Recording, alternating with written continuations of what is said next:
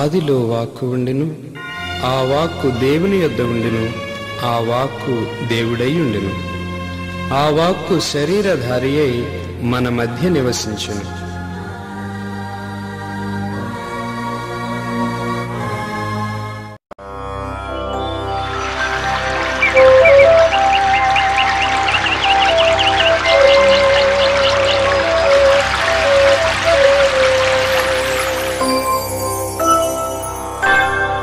దైవ ఉనికిని చాటు నిబంధన మందసమా,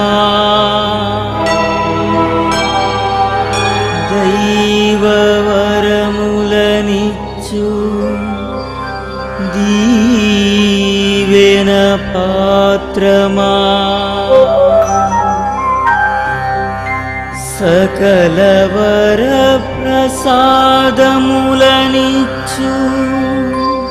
పరిశుద్ధాత్మమా,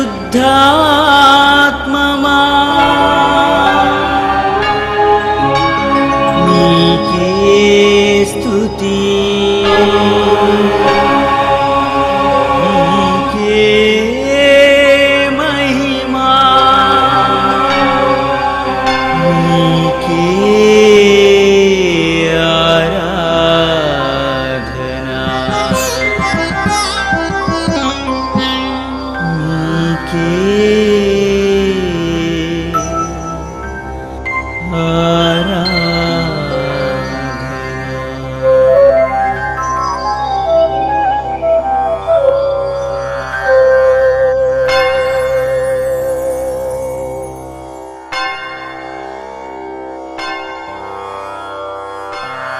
నిబంధన మందసమును ఈ ఆధ్యాత్మిక కార్యక్రమాన్ని వీక్షిస్తున్న మీ అందరికీ శుభాభివందనాలు. త్రియేక దేవుని శుభాశిస్సులు. ప్రభుని యందు ప్రియులకు సహోదరి సహోదరులారా, ఈ దినాన సంఖ్యాకాండము 11వ అధ్యాయం గురించి మనం తెలుసుకోవటానికి ప్రయత్నం చేద్దాం. కృపా సత్య సంపూర్ణులైన మా దేవ, మీరు ఎన్నుకున్న ప్రజలు ఎడారి ప్రయాణమందు అనేక మారులు మీకు వ్యతిరేకముగా గొనుగు కొనసాగినప్పుడు వారిని మీరు శిక్షించిన విధానాన్ని బట్టి మీకు వందనాలు తండ్రి. ఈరోజు వారి గురించి తెలుసుకునే ఈ సమయములో తెలియజేయుచున్న నన్ను శుద్ధీకరించండి. ఆలకించుచున్న ఈ బిడ్డలందరినీ నూరంతలుగా ఆశీర్వదించండి. ఈ మనవులన్నింటినీ మా నాథుడైన యేసయ్య నామమున వేడుచున్నాను తండ్రి, ఆమేన్.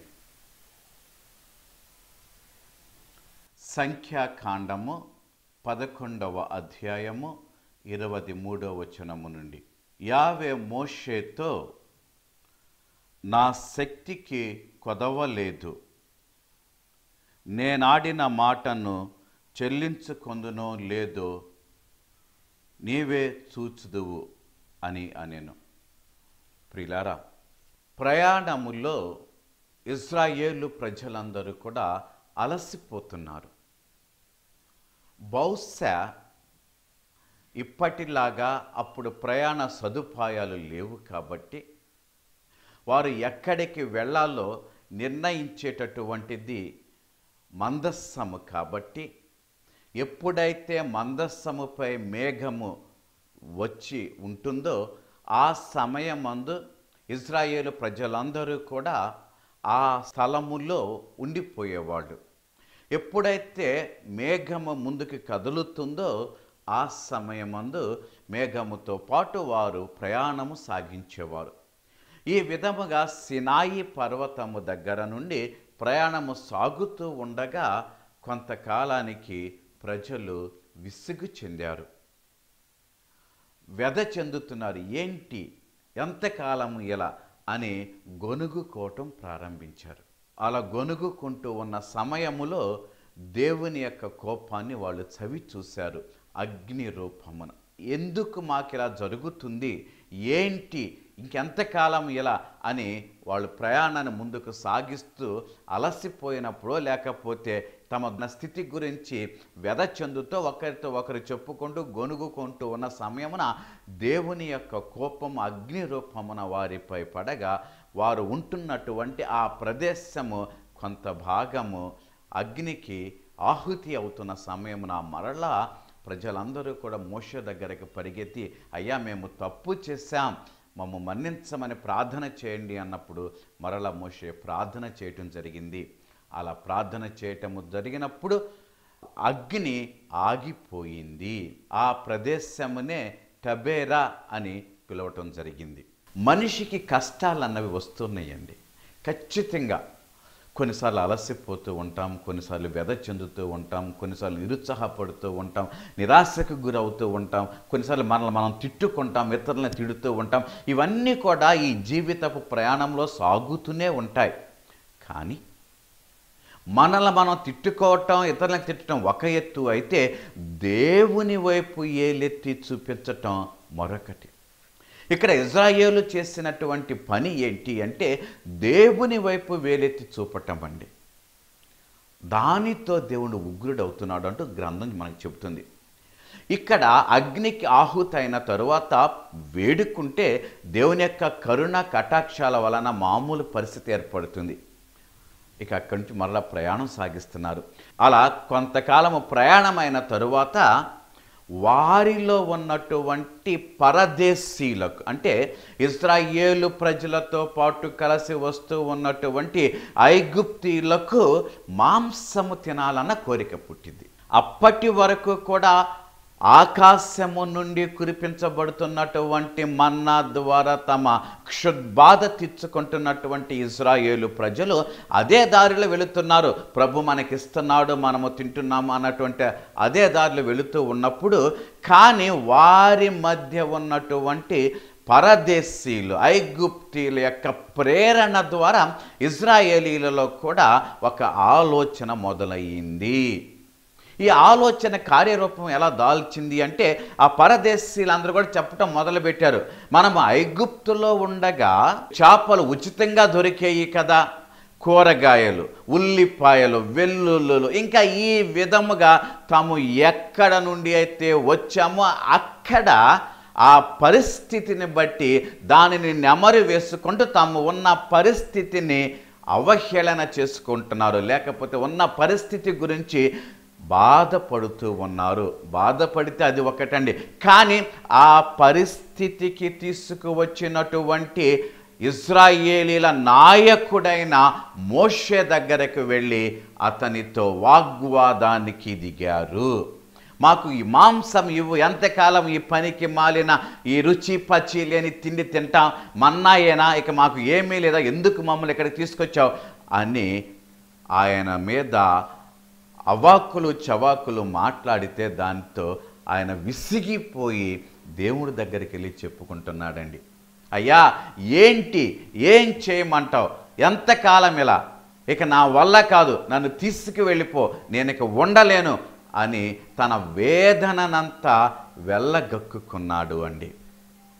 ఎప్పుడైతే తన వేదననంతా వెళ్ళగక్కుకున్నాడో ప్రభు ఒక మాట అంటున్నాడు, అదే నేను చదివాను 23వ వచనములో, ఎంతకాలము మాకు ఈ పనికిరాని ఆహారాన్ని ఇస్తావంటూ మోషే ప్రవక్త మీద నిందలు వేస్తూ మమ్మల్ని చంపడానికి ఇక్కడికి తీసుకొచ్చావా అని అంటున్నప్పుడు నువ్వు మాకు మాంసం ఇవ్వు, మాకేదో ఒకటి చెయ్యి అని పలుకుతుంటే మోషే వెళ్ళి దేవునితో చెప్పుకోవటం జరిగింది. అప్పుడు ప్రభు అంటాడు కదా, వీళ్ళ మాటను ఆలకించాను, వీళ్లకు నేను మాంసం ఇస్తా, ఒక్కరోజు కాదు, 2 రోజులు కాదు, వారం కాదు, నెల ఇస్తానన్నాడు. దానితో మోషే ఆశ్చర్యపోయాడు. ఏంటి జనాలు తక్కువ ఉన్నారు అనుకున్నారా? ఇంతమంది ప్రజలకు మాంసం ఇవ్వటానికి సముద్రంలో ఉన్న చేపలన్నీ సరిపోతాయా, లేకపోతే ఈ జంతు జాలాలన్నీ చనిపోతాయా? ఈ విధముగా ఎంతని వీటికి మనం తీసుకొస్తాము, ఎంత మాంసం తీసుకురాగలము అని దేవుని అడగటం జరిగిందండి. ప్రియులారా, అప్పుడు ప్రభు అంటున్నాడు 23వ వచనములో, ఏమనుకుంటున్నావు నా గురించి, నాకు శక్తి లేదనుకుంటున్నావా? మోయిసు ప్రవక్త తన జీవిత కాలమందు దేవుని యొక్క బలమైన హస్తాన్ని చూశాడండి. ఒక్కసారి మనము మోయిసు ప్రవక్త దేవునితో కలిసి జీవించిన జీవితాన్ని జ్ఞాపకం చేసుకుంటే, మరి అంతటి మహానుభావుడు కూడా ఎందుకని దేవునిని శంకించాడు అన్న అనుమానం మనకు రాకపోదు. ఏంటి మోయిసు ప్రవక్త చేసినటువంటిది? ఎక్కడి నుండి తీసుకొస్తావు ఇన్ని లక్షల మందికి మాంసాహారం? నువ్వు ఎక్కడి నుండి తీసుకొస్తావు? అప్పుడు ప్రభు పలుకుతున్నాడు, నాకు శక్తి లేదనుకుంటున్నావా? నేను శక్తిహీనుడని అనుకుంటున్నావా? ప్రియులారా, నేను మరలా చెబుతున్నాను, మోయిసు ప్రవక్త ఎందుకు ఈ మాట పలికొంటాడు అంటే, ఒక్కసారి మనం ఆలోచిద్దాం, అవలోకనం చేసుకుందాం. మోయిసు దేవునితో కలిసి జీవించిన జీవితాన్ని మనం ఒక్కసారి జ్ఞాపకం చేసుకుందాం. వీరిద్దరి కలయిక ప్రారంభమైంది మండుచున్న పొద దగ్గర. అక్కడ మండుచున్న పొద దగ్గర ప్రారంభమైనటువంటి మోయిసు ప్రవక్త జీవితము తను వెళ్ళమని చెబుతాడు. మోయిసు వెళ్ళు, నేను అబ్రహాము దేవుడను, ఇస్సాకు దేవుడను, యాకోబు దేవుడను. నేను నా ప్రజల మొరను నేను ఆలకించా, వాళ్ళు నాకు మొర పెట్టుకుంటున్నాను, నీవు వెళ్ళి వారిని బయటకు తీసుకురా. దానితో ఆయన లేనిపోని సాకులు చెప్పాడండి. నేనెవరినయ్యా వెళ్ళటానికి? నేను అక్కడి నుంచి పారిపోయి వచ్చాను, మరలా నేను వెళితే నన్ను చంపేస్తారు, అయినా నేను ఎంతటి వాడని అక్కడ వెళ్ళటానికి, నాకు మాటలు రావు, నేను నత్తోడనే అనేక సాకులు చెప్పటానికి చూసిన ప్రభు అతనిని వదిలిపెట్టలేదు. అతనికి తోడుగా అతనిని అన్ననిచ్చాడు, పంపించాడు. ఆ పంపించే ముందు అతనికి తన చేతి కర్ర ద్వారా నేను నా శక్తిని చూపిస్తాను అంటూ వాగ్దానం చేశాడు. అదే విధముగా ఫారో యొక్క సన్నిధిలో ఆ కర్ర ద్వారా తన శక్తిని చూపించాడు, పాముగా మారింది. అదంతా మనందరికీ తెలిసిన విషయమే. ఆ తరువాత అతి ముఖ్యమైన సంఘటనలన్నీ మోయిసు ప్రవక్త ద్వారా దేవుడు చేశాడు అండి. మరి అన్ని సంఘటనలు చేసినా ఇంకా విశ్వాసములో ఎందుకని మోయిసు స్థిరపడలేకపోయాడు? 10 అరిష్టాలండి, 1 కాదు 2 కాదు.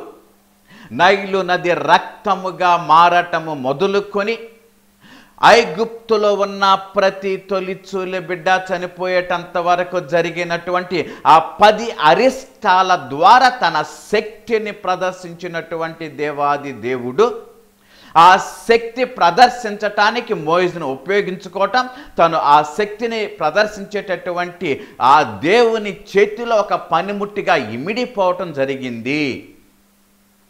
ఇదంతా ఒక ఎత్తు అయితే, మరలా ప్రజలందరినీ తీసుకొని ఎడారికి ప్రయాణమై వెళుతున్న సమయాన మరలా ఫారో రాజు వీళ్ళని వెంబడిస్తే, ముందు చూస్తే ఎర్ర సముద్రము, వెనక చూస్తే ఫారో సైన్యము. ఏమి చేయాలో తోచలేదు.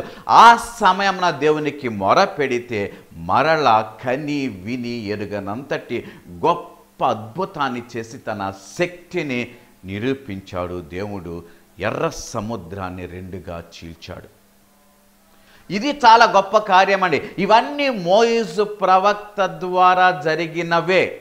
మరి ఎంత జరిగినా మరలా ఎందుకని దేవుని యొక్క శక్తిని మోయిసు ప్రవక్త శంకించాడు? ఎందుకని? బహుశా నేను అనుకోవటం, మోయిసు ప్రవక్త దేవుని యొక్క శక్తిని శంకించలేదండి. ఏమి జరిగింది అంటే విసిగిపోయాడండి. విసిగిపోయి ఇక ఏమి అనలేక, ఎక్కడి నుంచి తీసుకొస్తావు, ఎలా తీసుకొస్తావు అని ఎదుర ప్రశ్న వేశాడు. దాని అర్థము మోయిసు ప్రవక్త దేవుని యొక్క శక్తిని శంకించాడు అని కాదండి.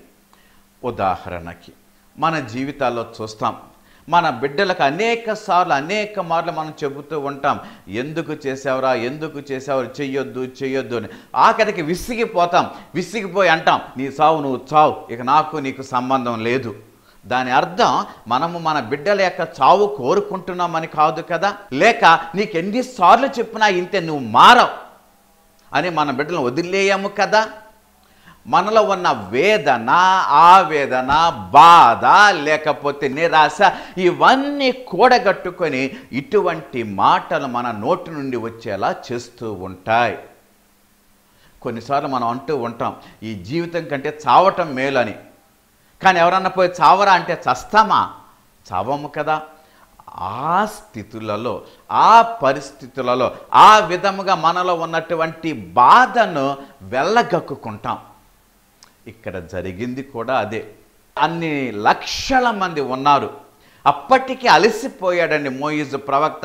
వాళ్ళ కోరే గొంతెమ్మ కోర్కెలను విని విని విని అలసిపోయాడు.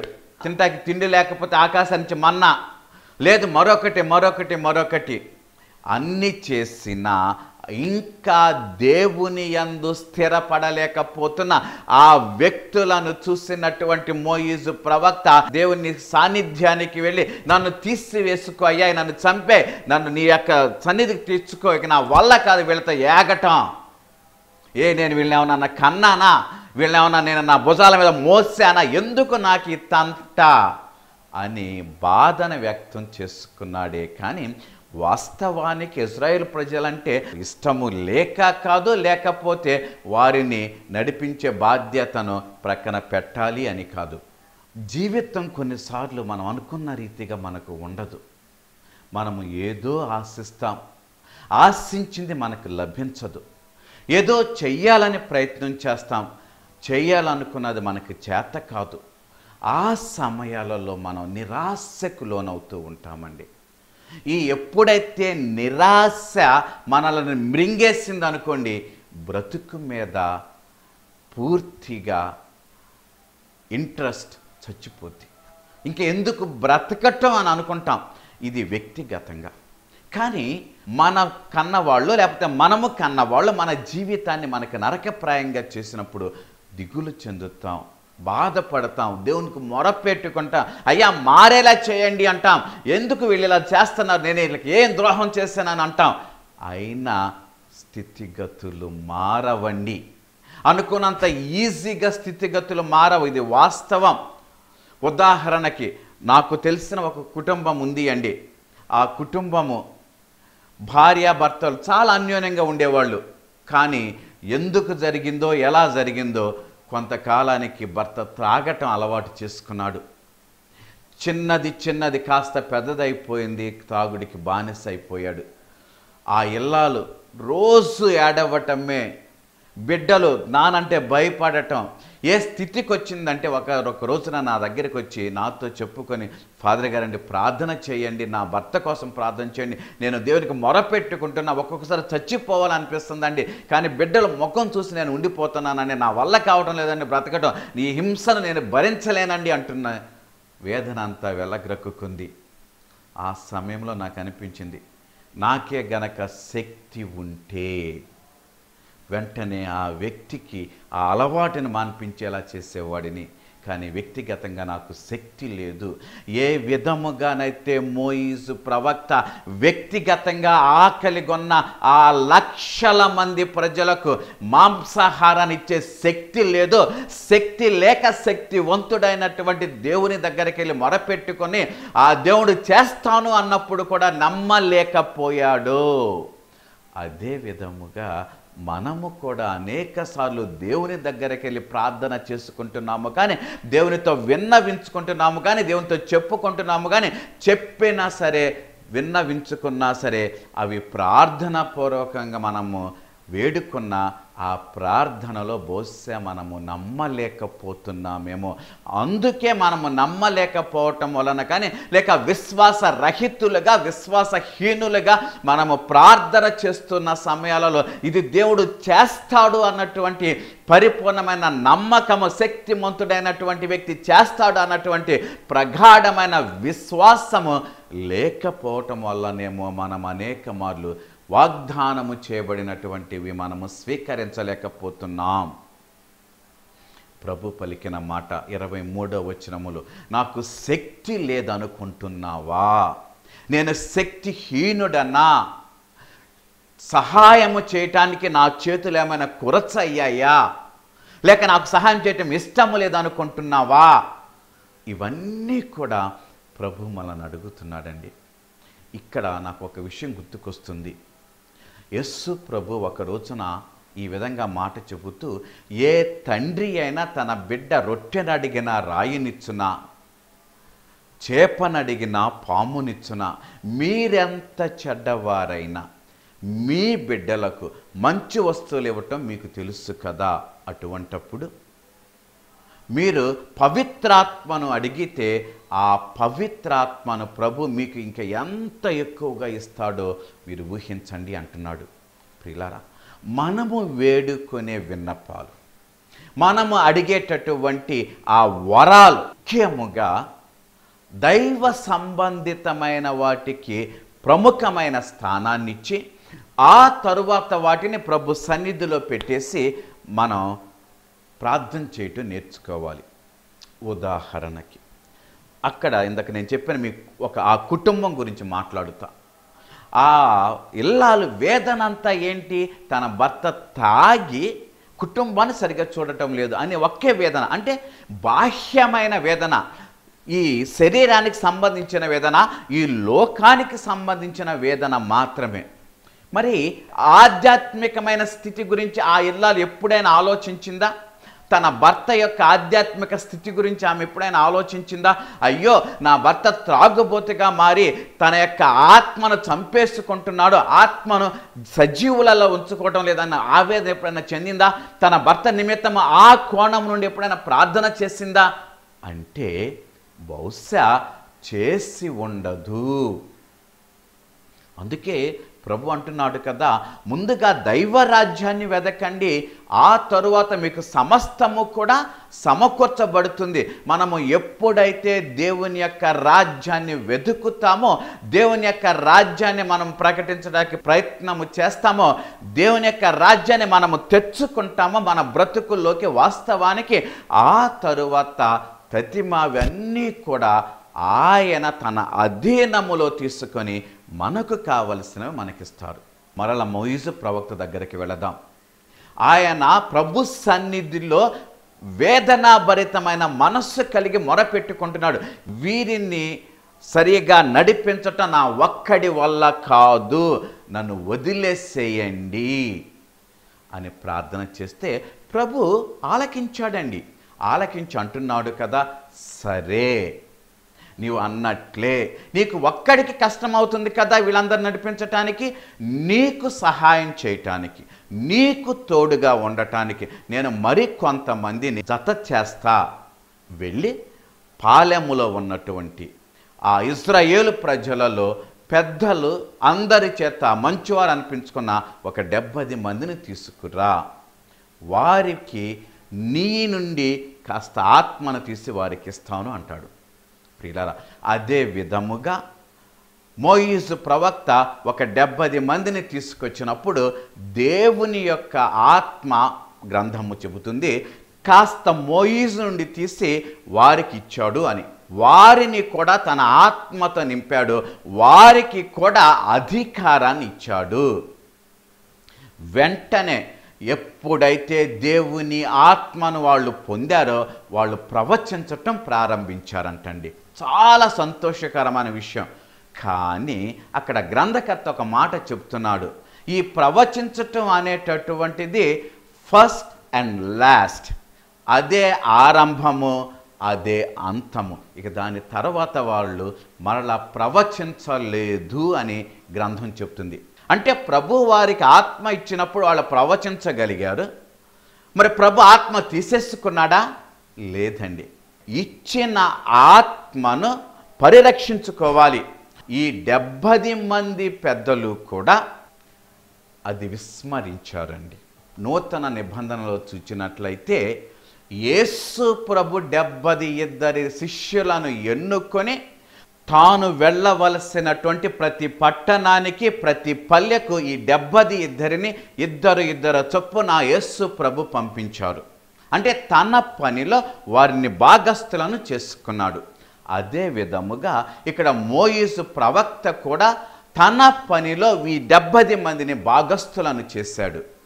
కానీ ఆత్మ వచ్చినప్పుడు ప్రవచనాలు పలికిన ఈ 70 మంది ఆ తరువాత ఈ ప్రవచనాలు పలికేటటువంటి స్థితిని పొందలేకపోయారు.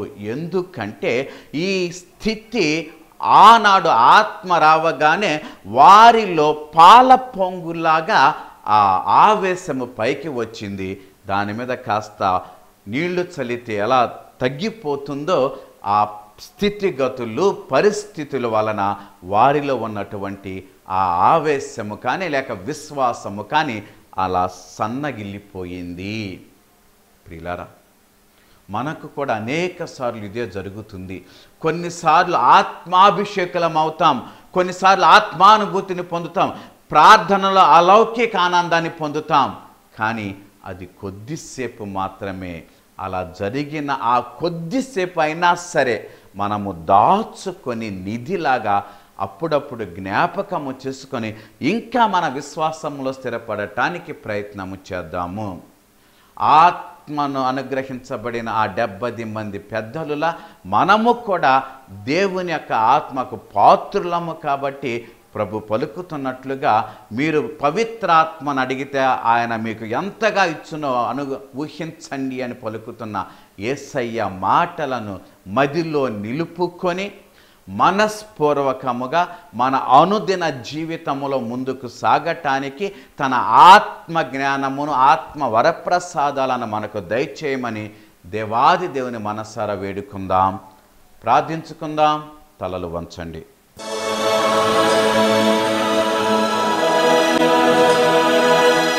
మా శరణమును కనికరమునకు నిలయమైన ఓ సర్వేశ్వర, మోయిసు ప్రవక్త పనిలో భాగము పంచుకోవటానికి 70 మందిని మీరు అభిషేకించారు. ఆత్మను పొందిన వారు వెంటనే ప్రవచనాలు చెప్పారు. కానీ పాల పొంగుల అది కొద్దిసేపు మాత్రమే ఉండిపోయింది. ప్రభువా, అనేక మారులు మేము ప్రార్థనానుభూతిలో అలౌకిక ఆనందాన్ని పొందుతూ ఆత్మను పొందు స్థితికి చేరుకుంటున్నాము. కానీ అది కొద్ది కాలమే, కొద్ది సమయమే. ఆ సమయానినైనా సరే మేము మనస్సున పదిలపరచుకొని మా అనుదిన జీవితములో మీ యొక్క ఆత్మ ప్రేరణతో ముందుకు సాగేలా చేయమని మా నాథుడు మీ ప్రియ కుమారుడు యేసయ్య పవిత్ర నామమున వేడుచున్నాము తండ్రి. ఆమేన్. సర్వశక్తుడు దయామయుడైన పిత, పుత్ర, పవిత్రాత్మ సర్వదా మిమ్ము దీవించి మీకు తోడై ఉందురుగాక. ఆమేన్. Thank you. God bless you.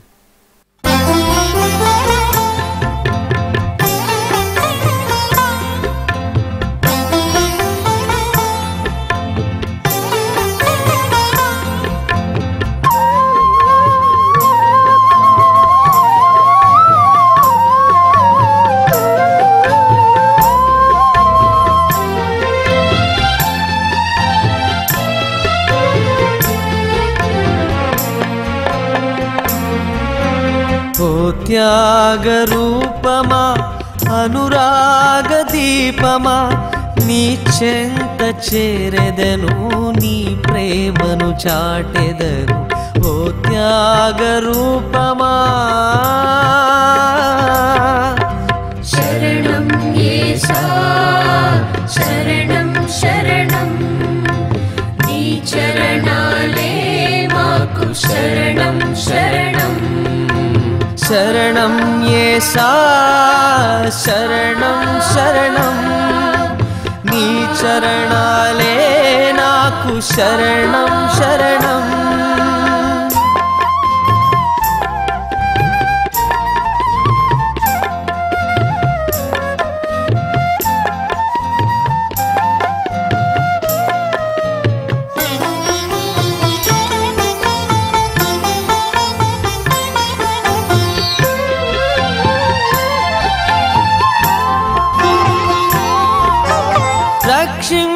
రక్షింపనెంచావు, రుధిరాన్ని కాచావు.